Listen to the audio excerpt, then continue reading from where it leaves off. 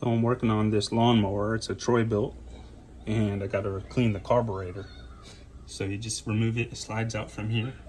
You got your gas tank, which goes here. And this is the plastic part where it feeds the fuel.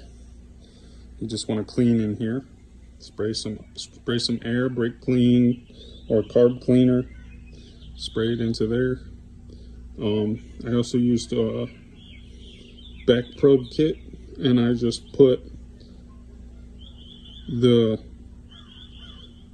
back probe into those slots and cleaned it out so it's not plugged up anymore.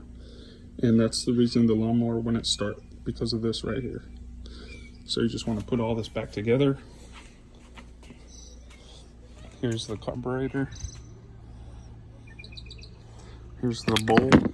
Clean out that. There's no more old gas in there. And then just put everything back together.